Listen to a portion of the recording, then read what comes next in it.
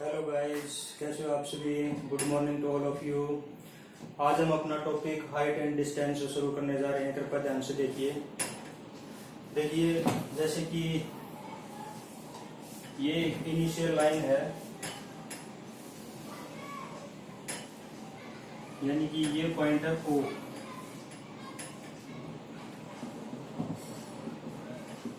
Initial line, ठीक है। ये पॉइंट हो गया A, ये पॉइंट मान लिया P। ये कोई P पॉइंट है, ये एंगल हो गया थीटा। O क्या हो गया?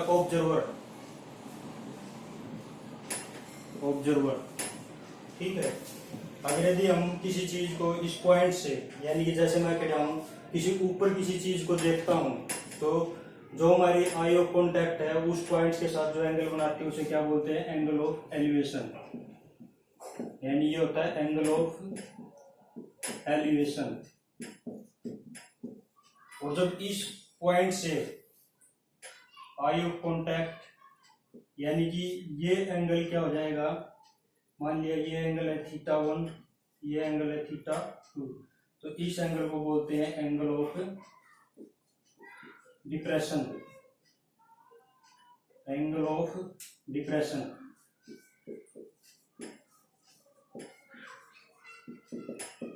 Angle of depression. जब ऊपर से हम किसी चीज को नीचे वाली किसी चीज को देखते हैं ऊपर से, जो हमारी आंखें हैं उस पॉइंट के साथ जो एंगल बनाती हैं उसे क्या बोलते हैं? एंगल ऑफ डिप्रेशन, ठीक है। जैसे अब हम 30 डिग्री के कोणों का अनुपात लेंगे, 30 डिग्री के कोणों का अनुपात लेंगे। हम इसमें शॉर्ट से, जैसे एग्जाम में आता है कोई क्वेश्चन, लेंथी क्वेश्चन दे दिया जाता है, इसमें हम उसको शॉर्ट तरीके से किस प्रकार सोल्व करेंगे। जैसे 30 डिग्री के कोणों का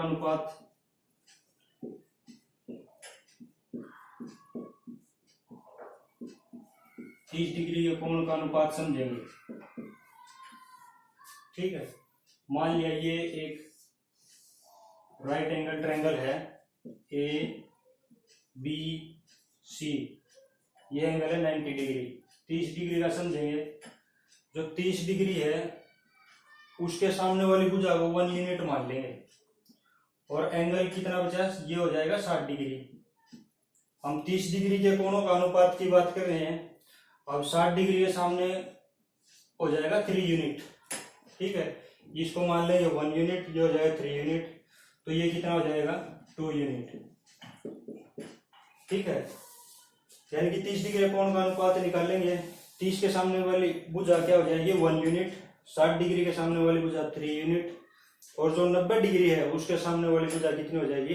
2 यूनिट, क्योंकि √3 square plus 1 square is equal to AC square, यानी कि 3 + 1 is equal to AC square. यहाँ से AC क्या आ जाएगा? √4, यानी कि 2, यानी कि 2 यूनिट हो जाएगा, ठीक है। हम एक क्वेश्चन लेंगे यहाँ पे। किसी पेन की लंबाई और इसकी परछाई का अनुपात 1:3 है। किसी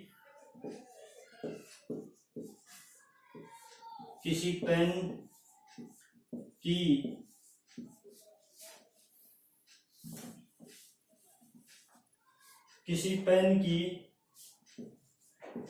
लंबाई और परछाई का अनुपात, यानी रेशो क्या है? 1:3, 1:3 है। प्रकाश के स्रोत का उन्नयन कोण क्या होगा? प्रकाश के स्रोत का उन्नयन कोण, यानी angle of elevation, angle of elevation क्या होगा? ये फाइंड आउट करना है। ये बोल रहा है किसी पेन की लंबाई और परछाई का अनुपात 1:3 है, तो प्रकाश के स्रोत का उन्नयन कोण क्या होगा? जैसे हम सॉल्व करते हैं कि भाई ये ट्रायंगल होगी ABC, ठीक है, ये एंगल हो गया 90 डिग्री। इसने बात की है पेन की लंबाई और परछाई, यानी लंबाई की बात कर रहे हैं, यानी कि पेन की जो लंबाई है वो कितनी है 1, और उसकी जो परछाई है वो कितनी है √3। तो हम निकालते कैसे हैं, यानी कि टेंजेंट थीटा इक्वल टू, हमने निकालना एंगल ऑफ एलिवेशन यानी थीटा, एंगल ऑफ एलिवेशन निकालना है, यानी कि टेंजेंट थीटा हो जाएगा। टेंजेंट थीटा क्या होता है, यानी कि वो फार्मूला बताया था परपेंडिकुलर अपॉन बेस, यानी 1/√3, 1/√3। तो यहाँ से थीटा की वैल्यू क्या आ जाएगी, टेंजेंट थीटा 1/√3 किस पे होता है, जब थीटा की वैल्यू कितनी हो 30 डिग्री, जब थीटा की वैल्यू कितनी हो 30 डिग्री। यानी कि इस टाइप से हम पहले करते थे सोल्व, ठीक है। जैसे अब 30 डिग्री के अनुपात में हम शॉर्ट ट्रिक से किस प्रकार से क्वेश्चन को सोल्व करेंगे। जैसे आपको दे दिया किसी टावर के आधार से किसी टावर के आधार से 500 मीटर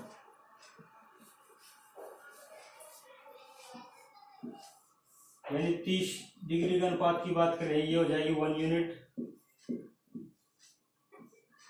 और 60 के सामने की क्या हो जाएगी √3 यूनिट, और ये क्या हो जाएगी 90 के सामने वाली 2 यूनिट। आधार से 500 मीटर की दूरी पर, 500 मीटर की दूरी पर स्थित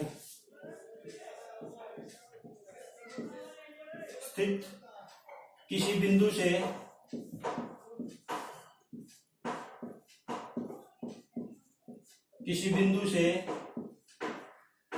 किसी टावर के आधार से 500 मीटर की दूरी पर स्थित किसी बिंदु से उसके शिखर यानी उसके टॉप का उन्नन कोण यानी एंगल ऑफ एलिवेशन, यानी उन्नन कोण क्या होता है, एंगल ऑफ एलिवेशन।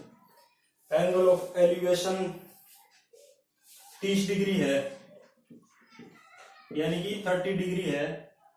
तो टावर की हाइट बतानी है, यानी फाइंड आउट हाइट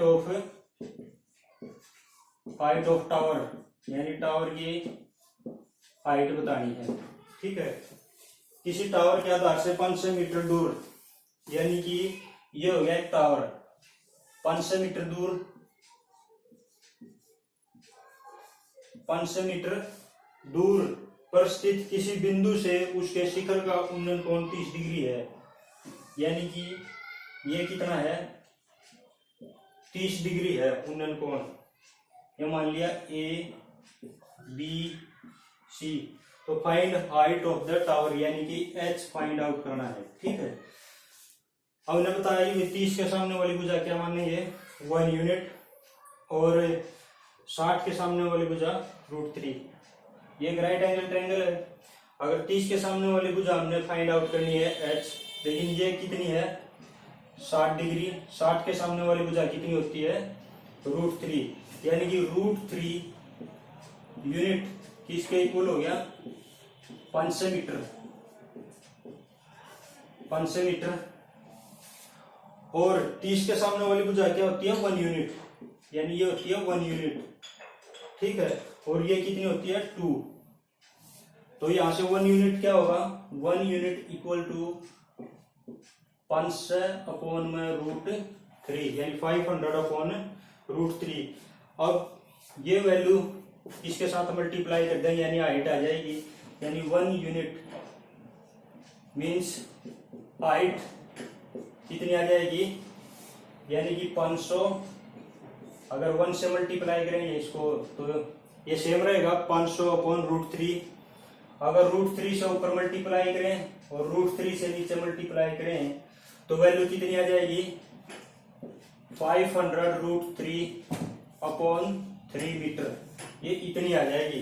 तो इस टाइप से क्वेश्चन करना। अगर 30 डिग्री के अनुपात में आ जाए कोई क्वेश्चन कि भाई 30 डिग्री है एंगल ऑफ एलिवेशन, तो टावर की हाइट फाइंड आउट करो। ठीक है, इस टाइप से करना है। नेक्स्ट है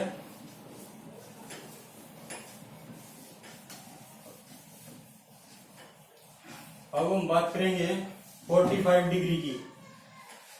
45 डिग्री के अनुपात, 45 डिग्री के कोण का अनुपात, 45 डिग्री के कोण का अनुपात क्या होगा?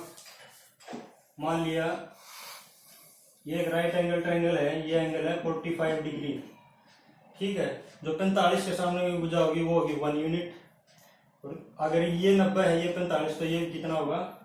45 डिग्री। तो इसके सामने की भुजा भी क्या होगी? 1 यूनिट, यानी ये होगी ABC। यानी कि यहाँ क्या होगा? और ये कितनी हो जाएगी? हाइपोटेनियस √2। ये हो गया हाइपोटेनियस, ये परपेंडिकुलर, और ये क्या हो गया? बेस। ठीक है, यानी कि बेस, परपेंडिकुलर और हाइपोटेनियस कितना हो जाएगा? ये हो गया बेस 1, परपेंडिकुलर 1 और हाइपोटेनियस कितना हो गया? √2। ठीक है, तो बेस, हाइपोटेनियस और परपेंडिकुलर। अब एक क्वेश्चन करते हैं इसी बेस पे। किसी मीनार के आधार से 45 डिग्री कोण की बात कर रहे हैं। किसी मीनार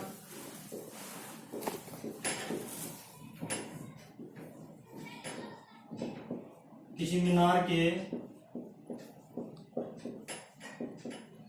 आधार से, किसी मीनार के आधार से 30 मीटर की दूरी, 30 मीटर की दूरी पर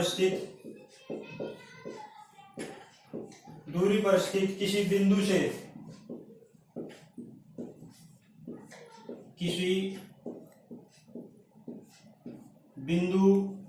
से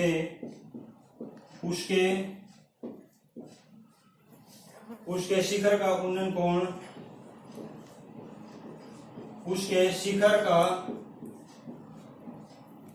उन्नयन कोण, यानी एंगल ऑफ एलिवेशन, उन्नयन कोण 45 डिग्री है। 45 डिग्री है। तो मीनार की ऊंचाई बताइए। मीनार की ऊंचाई ज्ञात करो। ये कह रहा है कि किसी मीनार के आधार से 30 मीटर दूरी पर स्थित किसी बिंदु से उसके शिखर का उन्नयन कोण 45 डिग्री है, तो मीनार की ऊंचाई ज्ञात करो। मान लिया ये आधार हो गया मीनार का, यानी कि AB उसकी क्या होगी? हाइट होगी। ठीक है, स्थित किसी बिंदु से उसके शिखर का उन्नयन कोण 45 डिग्री है, यानी कि जो ये एंगल ऑफ एलिवेशन है ये कितना है? 45 डिग्री है। और 30 मीटर की दूरी पर है ये के P पॉइंट। ठीक है, तो मीनार की हाइट ज्ञात करनी है, यानी कि ये H फाइंड आउट करनी है। हमें पता है कि भाई 45 डिग्री के कोण का अनुपात क्या होगा? यानी कि 45 के सामने वाली भुजा 1, और यहाँ भी 45 के सामने वाली भुजा 1, और 90 के सामने वाली भुजा √2। ठीक है, और ये डिस्टेंस है आधार से इस पॉइंट, जो ये पॉइंट स्थित है उसका एंगल ऑफ एलिवेशन ये के साथ 45 डिग्री है। तो हाइट फाइंड आउट करनी है, यानी 45, अगर ये 90 डिग्री है, ये 45, तो ये भी कितना होगा?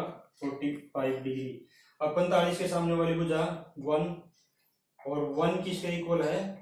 1 यूनिट किसके इक्वल है? 30 के, यानी कि 1 यूनिट इक्वल टू, इस रूल से 45 1 यूनिट के इक्वल है, तो 1 यूनिट इक्वल टू 30 मीटर। ठीक है, तो हाइट भी कितनी होगी? यानी इसके सामने वाली भुजा भी क्या होगी? 1 यूनिट, और ये भी क्या थी 1 यूनिट। तो 45 के सामने भुजा 1 है, अगर 1 यूनिट 30 मीटर के इक्वल है तो हाइट भी कितनी होगी, हाइट भी कितनी होगी 30 मीटर, यानी कि ये हाइट भी कितनी हो जाएगी 30 मीटर। ठीक है, इस प्रकार से आपको फाइंड आउट करना है। ठीक है, अब बात करेंगे 60 डिग्री की। ये था हमने पढ़ा है 30 डिग्री और 45 डिग्री में हम शॉर्टकट तरीके से किस प्रकार से सॉल्व करते हैं। अब 60 डिग्री की बात करेंगे, यानी कि 60 डिग्री के कोण का अनुपात फाइंड आउट करेंगे, यानी कि ये होगी right angle triangle A B C, यानी कि ये 60 डिग्री है तो 60 के सामने वाली भुजा कितनी होगी √3 यूनिट, और ये 30 डिग्री है तो 30 डिग्री के सामने वाली भुजा कितनी होगी 1 यूनिट। ठीक है, जो 60 डिग्री है उसके सामने वाली भुजा क्या होगी √3 यूनिट, और 30 डिग्री के सामने वाली भुजा क्या होगी 1 यूनिट, और जो इसका हाइपोटेन्यूस है वो कितना हो जाएगा 2 यूनिट। ठीक है, तो हम इसका एक क्वेश्चन लेते हैं। 150 मीटर लंबे धागे, 150 मीटर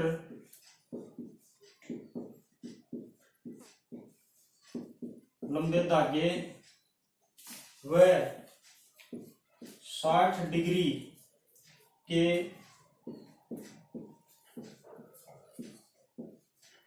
उन्नयन कोण, 150 मीटर लंबे धागे व 60 डिग्री के उन्नयन कोण पर उड़ रही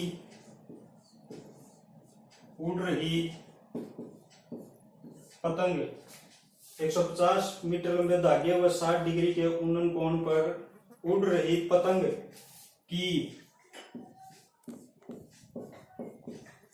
आधार तल ऊंचाई ज्ञात करो। यो तो है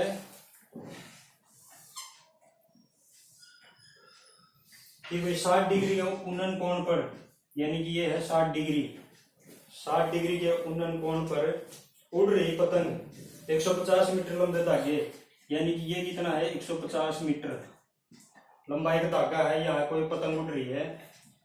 ठीक है, तो ये पॉइंट हो गया ए बी सी। ये बोल रहा है कि भैया 150 मीटर लंबे धागे व 60 डिग्री के उन्नयन कोण पर उड़ रही पतंग की आधार तल ऊंचाई ज्ञात करो, यानी कि ये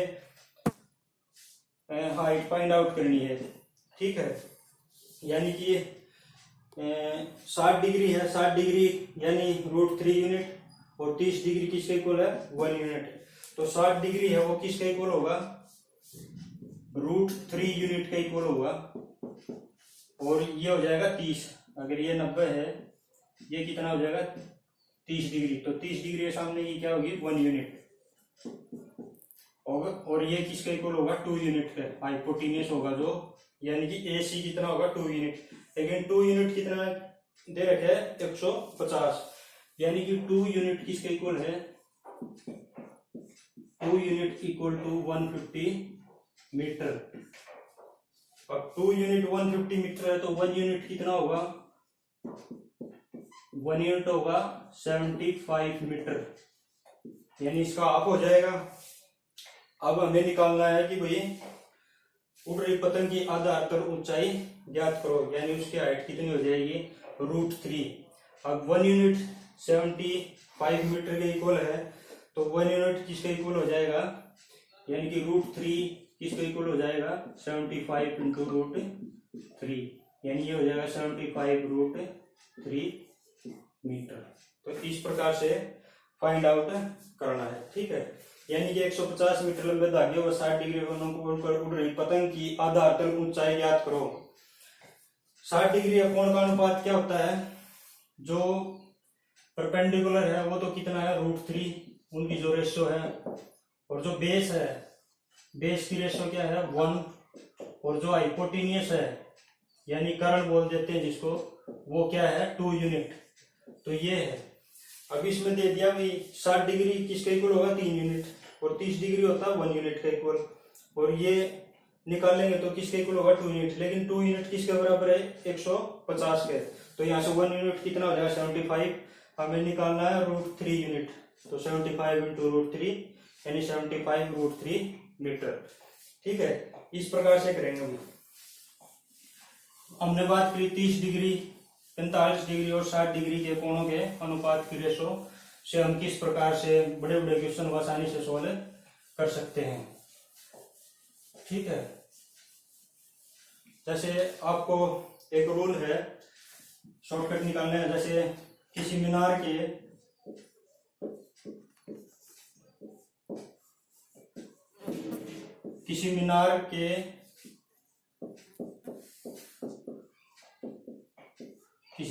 के आधार से ए और बी, किसी मीनार के आधार से ए और बी मीटर की दूरी पर स्थित, किसी दूरी पर दो बिंदुओं, किसी मीनार के आधार से ए और बी मीटर की दूरी पर दो बिंदुओं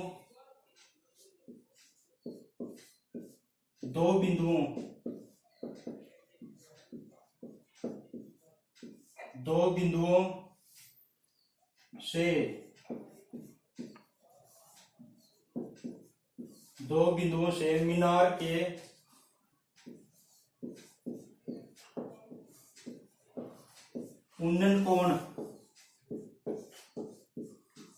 उन्नयन कोण परस्पर पूरक हैं। परस्पर क्या है पूरक है। मीनार की ऊंचाई,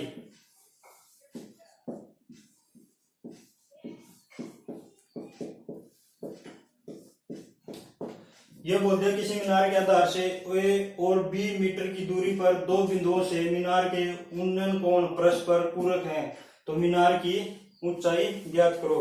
यानी कि ये कोई मीनार है ए बी, ये 2 पॉइंट हो गए, एक पॉइंट ये देखिए पॉइंट,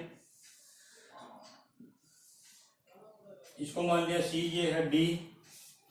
अगर ये एंगल थीटा है तो ये कितना होगा 90 माइनस थीटा, क्योंकि परस्पर पूरक की बात करें। पूरक कौन कौन से होते हैं, जब दो कोणों का योग क्या हो 90 डिग्री हो। ठीक है, ये है ए दूरी पर और ये इस आधार से क्या है बी दूरी पर। तो हम हाइट कैसे निकालेंगे, यानी हाइट का सीधा फॉर्मूला क्या है, h is equal to root A B, यानी कि h इज इक्वल टू क्या होगा रूट ए बी। ठीक है, किसी मीनार के आधार से ए और बी मीटर की दूरी पर दो बिंदुओं से मीनार के उन्नयन कोण परस्पर पूरक हैं, तो मीनार की ऊंचाई फाइंड आउट करो। तो इसका सीधा फार्मूला क्या होगा h is equal to root A B. यानी कि अगर दे दिया जाए कि भाई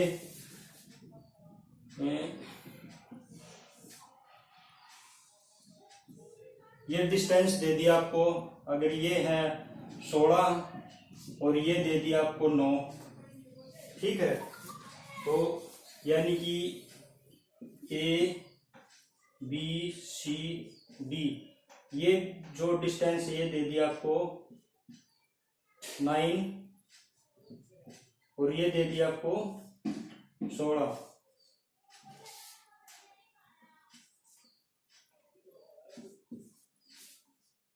ठीक है, यानी कि जो बी डी है वो कितनी दे दी 16 और बी सी है वो कितनी है 9। तो हाइट फाइंड आउट करो। तो अगर हाइट फाइंड आउट करने तो हम सीधा फॉर्मूला ये लगा देंगे, यानी कि h is equal to root 16 into 9 यानी कि 16 निमा कितने होते हैं 144। तो 144 का रूट क्या होगा 12 यानी हाइट कितनी आ जाएगी 12 मीटर। तो इस प्रकार से हम सॉल्व कर सकते हैं इस क्वेश्चन को। यानी इसमें दे रखा था किसी मीनार के आधार से ए और बी मीटर की दूरी पर दो बिंदुओं से मीनार के उन्नयन कोण परस्पर पूरक हैं और मीनार की हाइट बताओ। पूरक का मतलब क्या होगा जब दो कोणों का योग क्या हो 90 डिग्री हो तो वहां से हाइट कितनी आ जाएगी। इसका सीधा फॉर्मूला है रूट ए बी। अब क्वेश्चन दे देंगे मीनार के आधार से 9 और 16 मीटर की दूरी पर दो बिंदुओं के उन्नयन कोण परस्पर पूरक है तो मीनार की हाइट बताओ। यानी कि अंडर रूट 16 गुना में 9 तो h की वैल्यू कितनी आ जाएगी 12 मीटर। So thank you very much भाई। वीडियो को शेयर कर दिया करो, लाइक कर दिया करो और सब्सक्राइब कर दिया करो। Thank you very much.